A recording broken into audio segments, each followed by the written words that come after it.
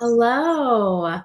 Thank you all for joining us at Aunt Flo with Middle Schools for the Back to School series called Straight A Tips for K through 12 Facilities. My name is Jenny Jensen. I am the Director of Customer Success here at Aunt Flo, and we're going to be talking to one of the schools that we have been working with for a while, Lindse Barks. She's the Executive Director at Middle Schools Foundation. Before we kind of dive into more details about each other, I want to go over just the agenda for today.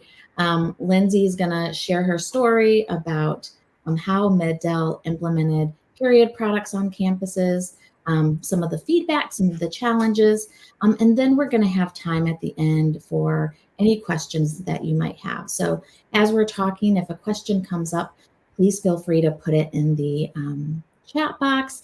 And then after we're done discussing, we will answer some of those questions at the end during our Q&A session. So again, thank you for coming. Lindse, share a little bit more about yourself and your role at Middle Schools. Okay, so good morning. My name is Lindse Barks. I'm the Executive Director for the Middle Public Schools Foundation. So the foundation is actually separate from the district, but we work right alongside the district. So part of my job is looking for solutions for problems that are district-wide. And that's kind of how we got thrown into, or how I threw myself into, period poverty. About 5 years ago, I was attending a check ceremony where the foundation was being awarded a grant, and there were two teachers from one of our high schools there, and they were getting money for period products.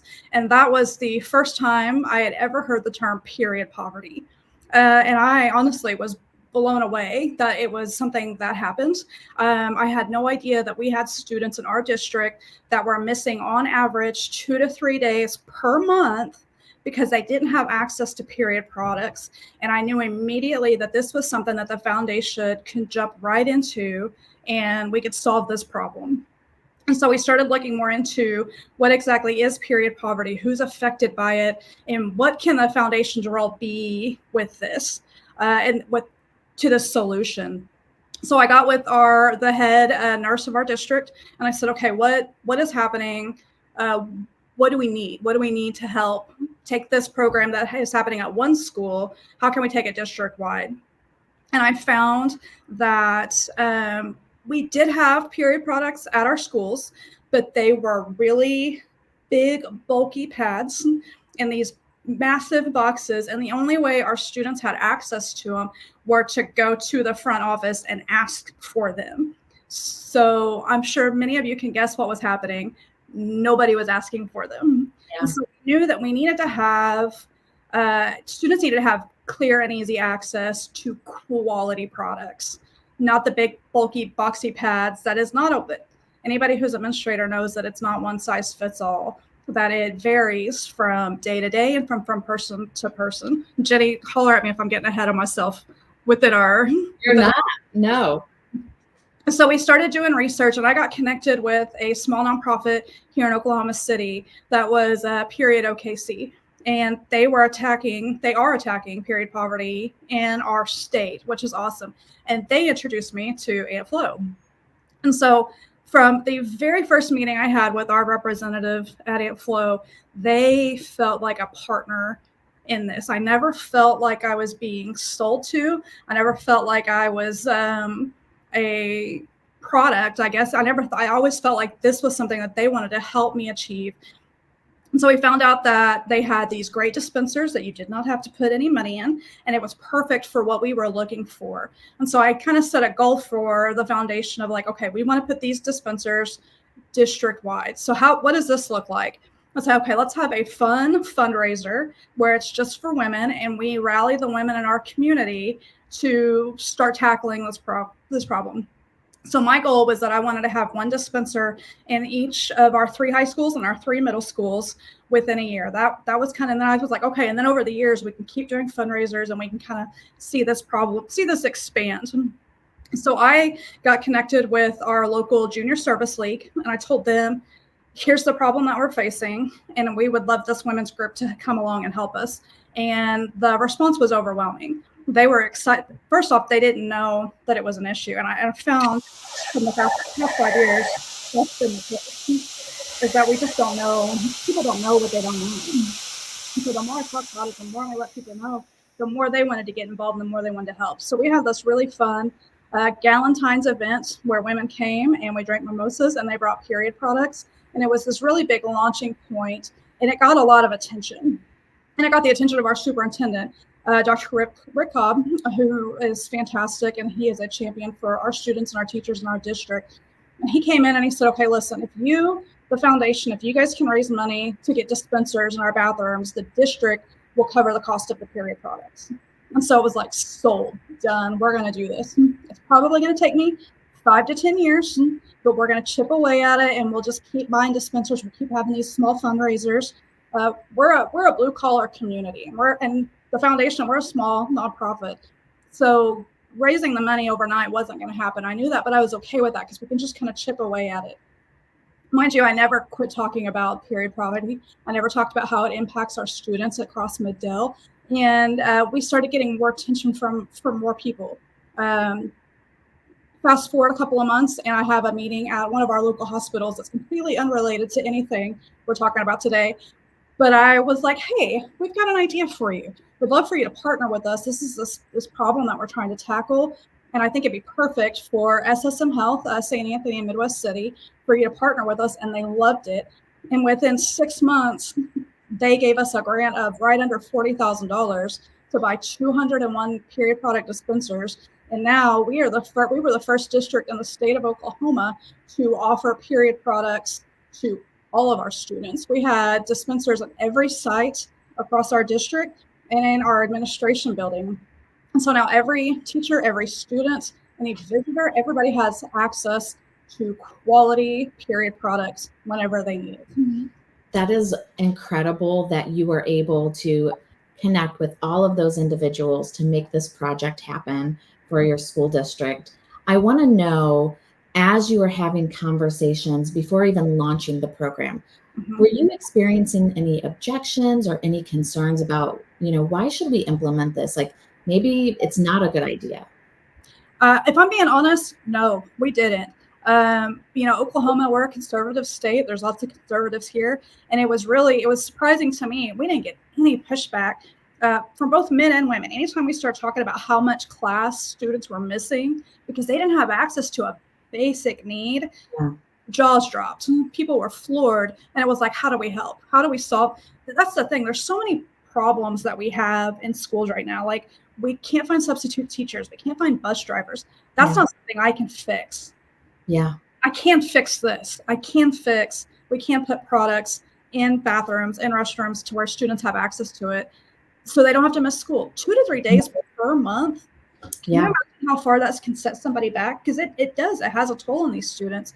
And so it was like, this is a problem we can fix, and we can fix it now. It doesn't have to be, let's build this program. It's like, we can step in and we can do it now. And that was really the response from our community. Of anybody I talked to, it was first shock, and then it was, how do we help? How do we get involved? Yeah, that's amazing. And Aunt Flo, we talk to schools every single day here, all across the United States. And, it's the same thing. Like, this is by providing period products, it keeps students in school. It creates equality in education. And there was even a study done several years ago in New York State after they implemented their bill.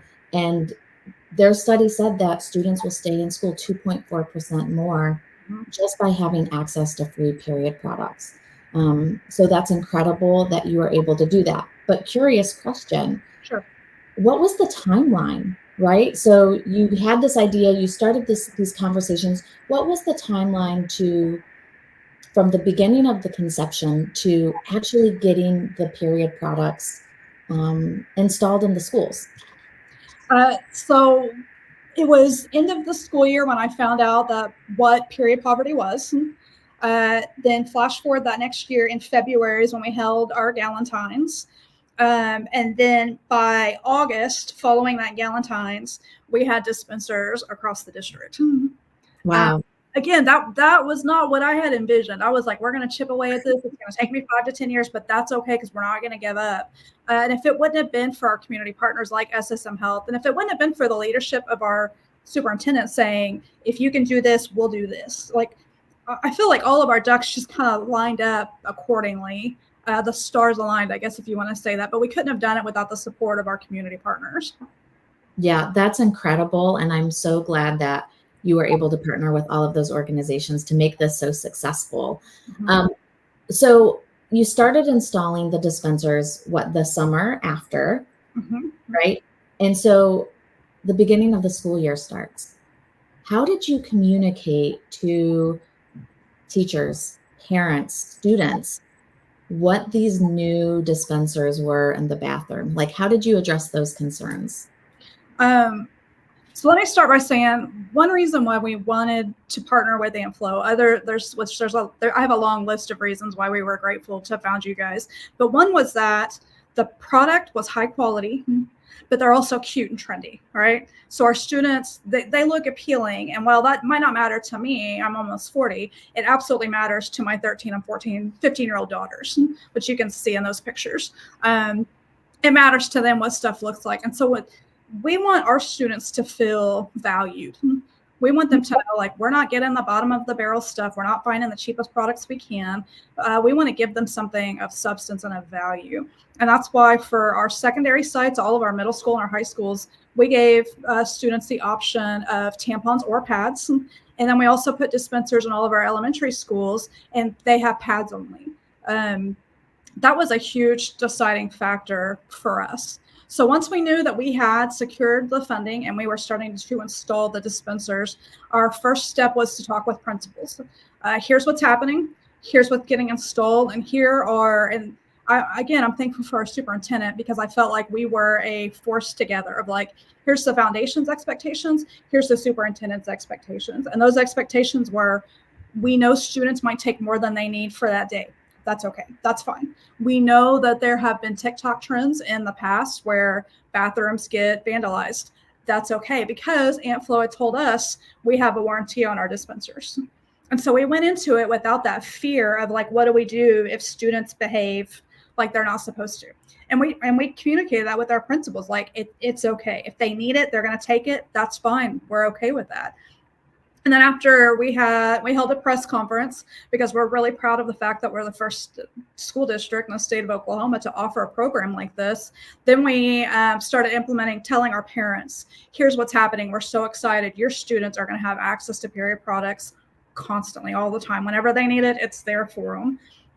And then with our elementary students, we wanted to make sure that our parents were well informed. So what we did for them is we sent home a letter once dispensers were installed, but before we put products in dispensers, we sent home a letter to all of our elementary students, or our 4th and 5th grade elementary students rather, and said, we're going to have a meeting with our students that's going to be held by our counselor and our school nurse. And we're just going to explain that there are pads in the bathroom. And if students have periods, then they will know what pads are. And if they haven't had their period yet, they won't know what it is. And that's okay. And then we included that parents can opt out of that meeting. And I will say that meeting did not talk about periods. It didn't talk about sex. It had nothing to do with, it only had to do with, these are products that are going in bathrooms, because kids are kids and we wanted them to know what was in there. And we always want our parents to be informed of what's happening at the school. Yeah. So after you set out all of those communications about this new program at the school, how did the students receive it? How did the parents receive it? What's the feedback that you received from this program? The feedback was overwhelmingly positive.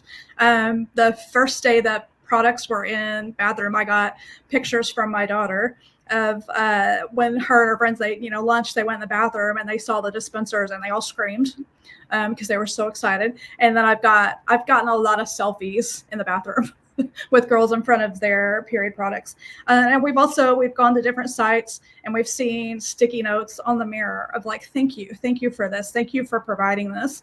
And then over the last couple of years, I've gotten several random text messages from teachers, from parents of like, Friend, I am so thankful for you because I unexpectedly started my period while I was at the parent teacher conference today. And guess what? All I had to do was go in the bathroom and there were products. We did this for our students, not knowing it was not just going to benefit our students, it's going to benefit our teachers and it's going to benefit our parents. I had one parent tell me, and I hadn't even thought about this, but she said, "Thank you. I'm not going to have to take off work anymore." Yeah. And that blew my mind. I had never even thought. We have a lot of parents that they work hourly wage jobs. So taking off for 2 hours to go check their student out and take them home, that cuts into a paycheck that they depend on, that they need. And that can disrupt a whole way of being for months. Yeah. And so knowing that we're also helping our parents, by the parents don't have to come up to the school, check out their kids when they unexpectedly start their period. And so like the way that this has impacted our community has been massive. Yeah, I love hearing feedback like that because it's not just about making sure students have period products. It's making sure that everyone that needs a period product has access to it. Guests, administrators, staffing, because we know that periods are unexpected and sometimes you don't always, bring a product with you. So it's so great to hear how you're not only supporting your students, but you're supporting everyone else that walks through those buildings as well. Well, Absolutely. I want to ask you some questions that we get at Aunt Flo all the time. So every time I meet with a school, their questions are always about what do we do? We get the dispensers, but we can't even keep soap in our bathrooms because our kids will make a mess of the soap. They're going to make a mess of the period products in the bathroom, or they're going to take too much. How did Middle School address any of those issues, if you had any? So we start off by saying it's okay. Like our main objective is that students have access to period products. If that means they take more than they should, that's okay. If that means it gets messy sometimes, that's okay too. We're not looking for teachers to police the period product dispensers or the products. And I think that took the pressure off of our principals and our teachers, knowing that that wasn't one extra thing they had to do. And that was a big goal of ours. This whole thing started at one of our high schools, and there were two teachers at this high school that every day they were walking the halls and they were restocking baskets in bathrooms. And we didn't want that. When we took this program district wide, we did not want to give our teachers more work to do, which is why we wanted the dispensers. And it's the same for our maintenance. When they restock toilet paper or paper towels, they restock the period product dispensers. So the first couple of days after we had implemented this, we had several of the elementary schools, they like to push the button.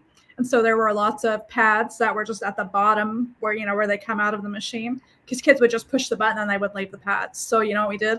We put the pads back in the machine. No big deal. and that wore off. The newness of it wore off. There was only one incident where kids took the pads out and they put them on the wall. Didn't happen again. They got in trouble for that. Didn't happen again.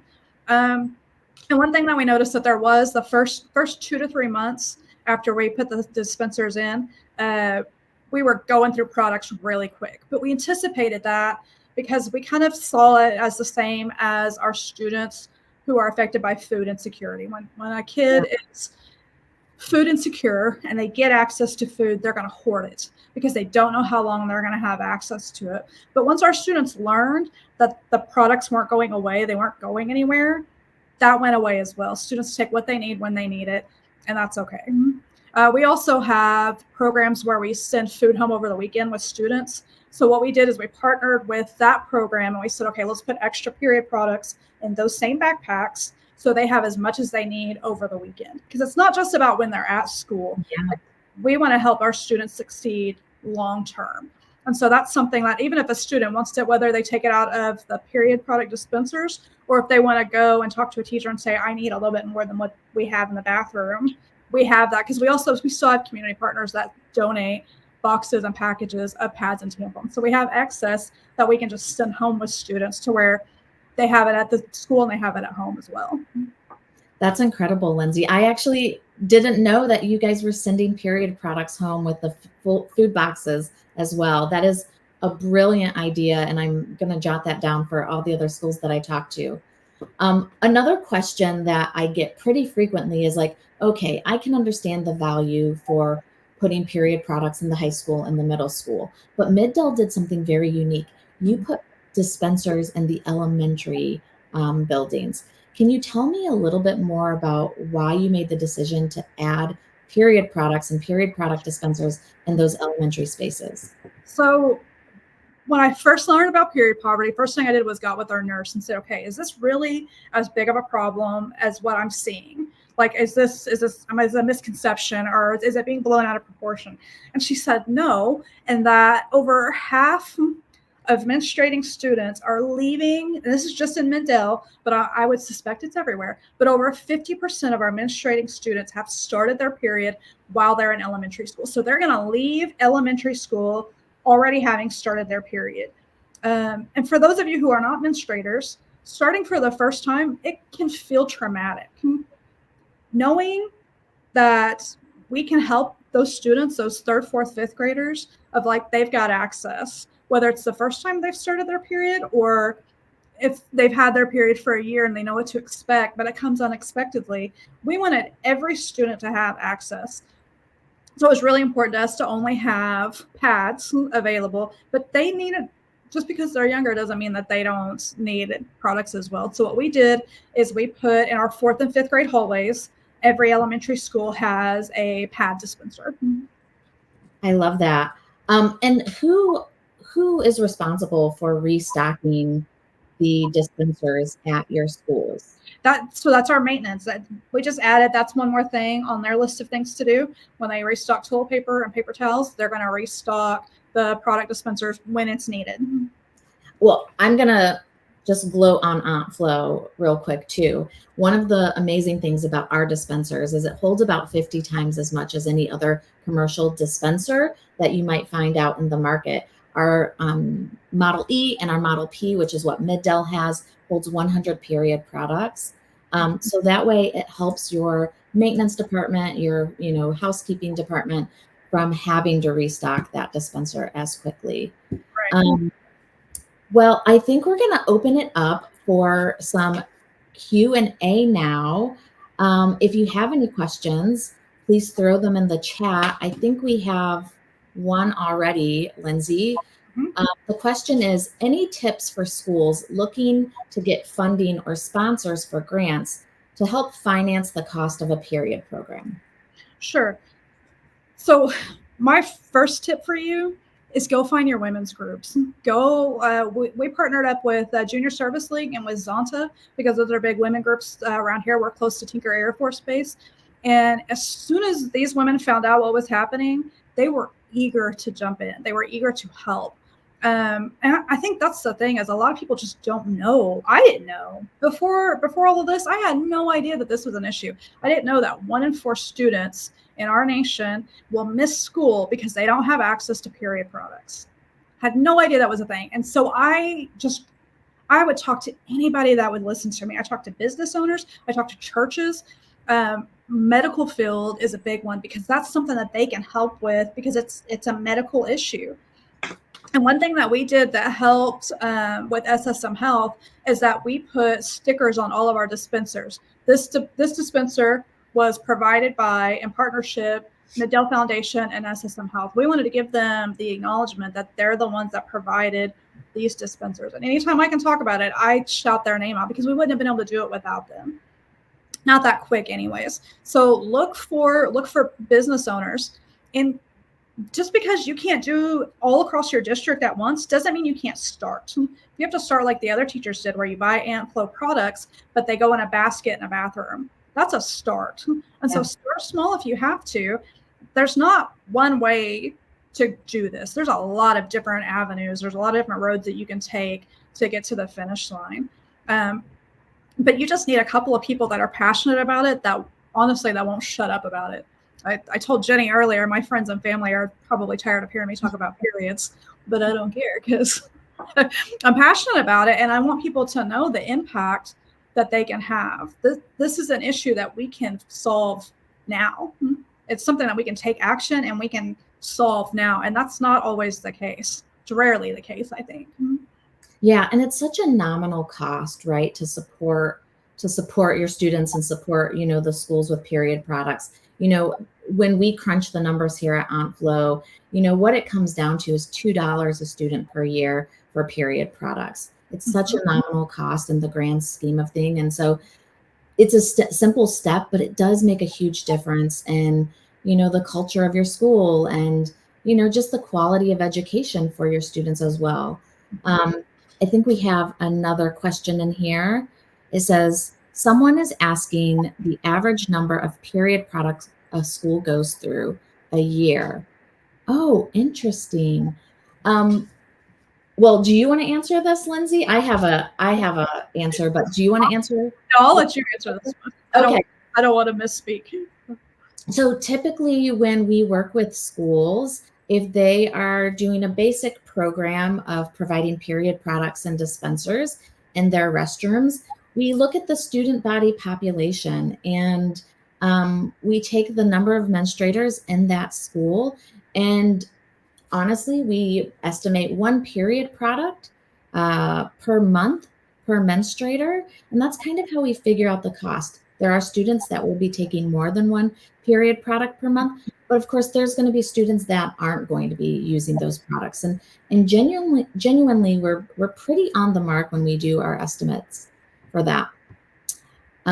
Next question. Where do you find resources and statistics? Well, our amazing marketing team puts a lot of the data that we collect at Aunt Flo and a lot of the facts that even Lindsay had shared. You can find it on our Aunt Flo website. And after this call, we'll send you an email and we'll be sure to link some of those statistics to that email as well.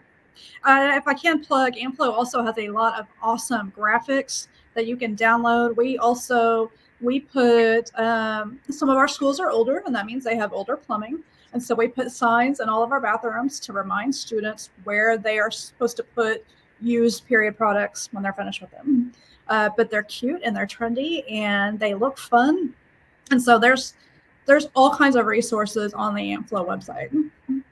Yeah, we also have a ton of customizable, downloadable signage that we offer all of our clients at Aunt Flo.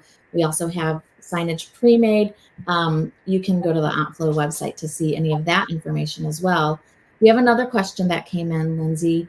It's from Diane. She asked, on average, how many units of products do you send home with students at Mid-Del? So I think this is going back to when you send period products home with the food boxes. Sure. So I can't give you a specific number because it really just varies from week to week to month.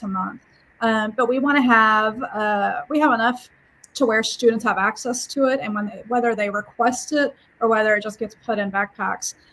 We have kept on or with our Galentine's event. We do it every February. And what we do is we say, if you bring period products, you get a free mimosa, and we go through the bottles of champagne happily. But that helps us throughout the year to supplement those over the weekend. And especially you think of Christmas break, you think of Thanksgiving, fall break, spring break, etc. That helps supplement that. And you would be surprised how many local area like businesses will do a period product drive for you. We have another question that came through. It was asking if there was any neighboring districts that decided to, begin a period program. Actually, yes, this has been a really fun aspect of my job, is to see the ripple effect. Not long after we did our press conference, we had a couple different news people that would come out and ask to interview us and tell our story. And I got a phone call from a district, or the district of LA, of Los Angeles, which that was really mind blowing to me. We're relatively a small district, so to hear that students in Los Angeles wanted to see what we were doing and wanted to replicate it, that was exciting.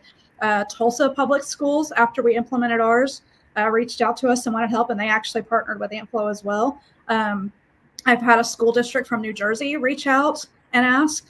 Several smaller districts in Oklahoma as well. One of my favorite stories, though, is that we partnered with an organization called IEI, and they did a tour of Mid-Del, and I was able to brag on our district and say, look at how cool this is and look at the impact that it's had. And IEI is nationwide. and they loved what we did. And so they partnered with AntFlow, and they actually, between IEI and AntFlow in the state of Nebraska, they've gotten legislation passed to where Nebraska schools will be providing period products statewide. And if you go back, that tracks back to what we started here in Medill. And I'm so proud that we played a very small part of that, but we played a part in that. I love that. And what's really interesting about Medill schools is, a lot of schools that we do work with, they come to us because they're required by legislation. Ohio just passed legislation last year that's requiring period products in 6 through 12 schools. And so we hear from schools that are required. Medill wasn't required. And I think that's what's so amazing about your story, is that you took this initiative without being pressured, and you found the people that you needed to find to make this happen. I think if there's any more questions, please put them in the chat. I'll leave it open, but I would love to ask you one more question, Lindse, is what would you say to any schools that might be on this call that are interested in starting a program, a period program, and they either are nervous about starting or they don't know where to start? What advice would you give them? So where I would start is find your champion. Who is going to be passionate about it? Who's not going to be deterred by hearing a no? Find that person and start them off. And then just start talking to people. What helped us is that I was obnoxious enough that I wouldn't quit talking about it. But then two, leadership within our district.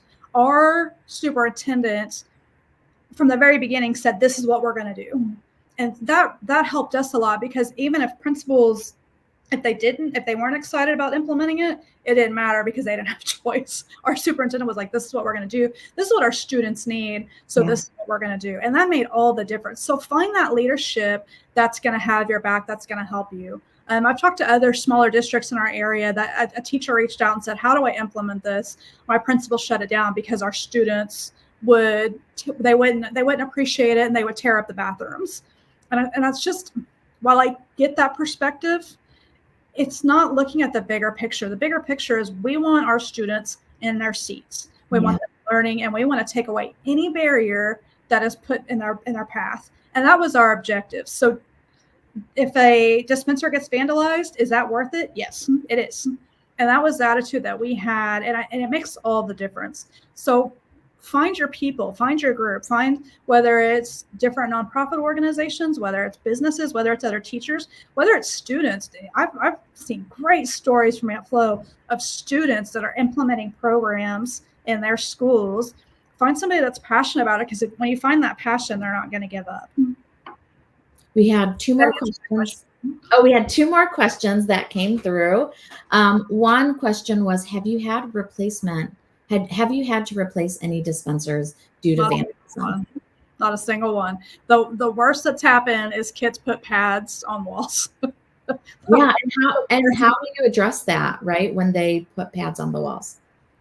We told them, don't do that again. Was it like in the middle school? Was it in the elementary? The elementary school. And honestly, my opinion is it was kids that didn't know what they were. They didn't know what pads were. They didn't know what the use of them was for. We haven't seen any vandalism that I know of, that I've heard of. The only thing was, like I said, when we first got them, students were taking a lot, but we told them that was okay. And now that we've had dispensers in we're going on our third year. We're not seeing that. We're seeing students take the products that they need when they need them, and they're grateful for it. We still get letters, we still get notes of teachers and students saying thank you, that this is something we can count on. We know it's there. Yeah, that's incredible. One more question was about IEI. Someone asked, does IEI mandate period products? Do you want to speak to what IEI is and if they mandate it? So IEI is just, it's excellence in education is what they are. It is a group for districts across the nation to get together and to share ideas and to encourage each other and to help each other. Our superintendent actually got connected with IEI during the pandemic. when everybody felt so isolated, IEI was a really great organization for him and for our district. And we've learned new programs and new ideas. And so I know that the mandate did not come from IEI, but I know that they helped basically connect the right people to help see things happen. Is that Yeah, I think that answers it. And Aunt Flo, because of you, Lindsay, I had the privilege of going to an IEI conference last year, and I got to meet a lot of these, superintendents, and representatives from districts that are trying to find creative solutions for their school districts. And I was able to introduce a lot of them to Aunt Flo. So thank you for that introduction to that program as well. I think we're done with our questions, but before we hop off, I just want to share just some updates.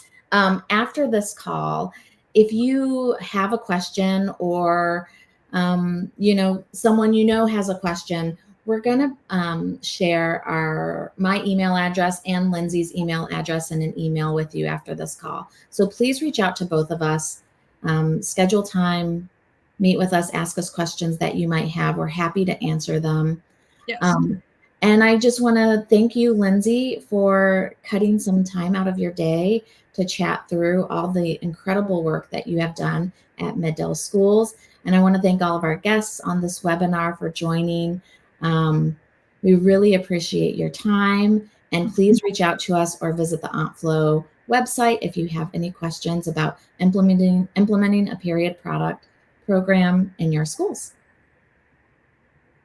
Thank you, Jenny. It was my pleasure being here. And please, if I can help you implement any kind of program in your school, I'd love to help. Thanks, Lindsay. Thank you, everyone.